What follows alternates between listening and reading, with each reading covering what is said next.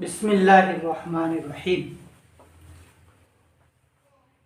तन्वीन और नून साकिन के चार कायदे हैं, चार हालतें हैं: इजहार, इख्फा, इदगाम, इकलाब।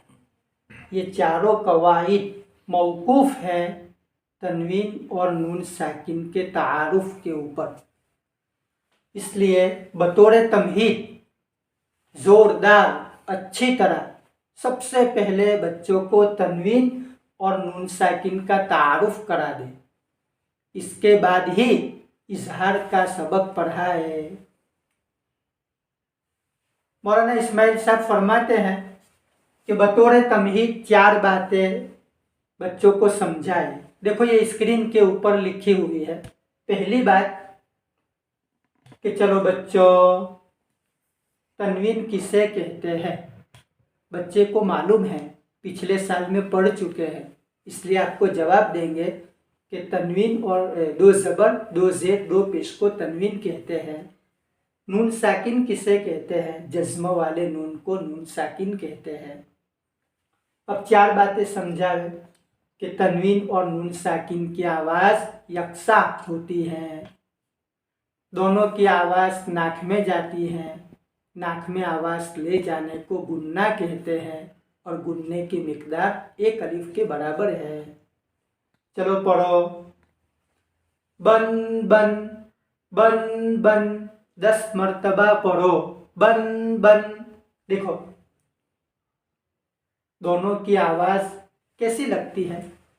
यकसा, एक जैसी, सेम टू सेम, सरखी। क्या फ़र्क है? लिखने का फ़र्क है, बाकी आवाज़ यकसा। दूसरी बात, दोनों की आवाज़ कहाँ जाती है? नाक में जाती है। चलो सब बच्चे नाक बंद करो तो ब ब ब ब। देखो दोनों की आवाज़ नाक में जाती है। तीसरी बात कि देखो बेटा, नाक में आवाज़ ले जाने को गुन्ना कहते हैं। अब ये अलग बात है कि गुन्ना कब होगा कब नहीं होगा, ये बाद में आएगा। लेकिन अभी कि तन्वीन और नून साकिन की आवाज़ नाक में जाती हैं और नाक में आवाज़ ले जाने को गुन्ना कहते हैं और गुन्ने की मिकदार एक अलिफ के बराबर है। ये इसकी अदा पर मौकूफ़ है। ये चार बातें आपने बच्चों को समझाई। इसके बाद अब वसूलियाबी करें, सवालात के ज़रिए मालूम करें कि मैंने ये जो सबक पढ़ाया मेरा हर बच्चा समझा या नहीं समझा। तो उसको मालूम करने के लिए आप बारी बारी बार बार सब बच्चों को सवाल करें। सबसे पहला सवाल, चलो अब्दुल्ला, तन्वीन किसे कहते हैं? दो ज़बर, दो ज़ेर, दो पेश को तन्वीन कहते हैं। शाबाश। चलो अब्दुल रहमान, नून साकिन किसे कहते हैं? जज्म वाले नून को नून साकिन कहते हैं। शाबाश, माशाअल्लाह। चलो जुबैर, तन्वीन और नून साकिन की आवाज़ कैसी होती है?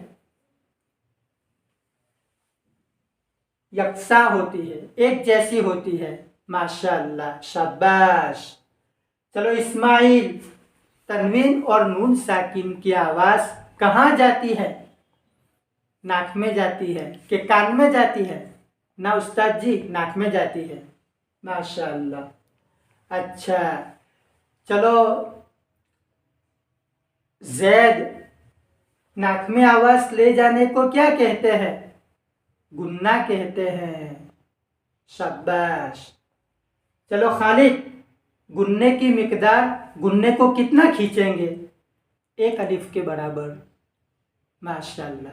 तो ये वसूलियाबी हो गई। तो अच्छी तरह तारुफ करा दें, क्योंकि ये तारुफ के ऊपर आगे का सबक मौकूफ़ है। जितना अच्छी तरह आप तारुफ करा देंगे तो इंशाअल्लाह इजहार इख्फा समझना आसान हो जाएगा।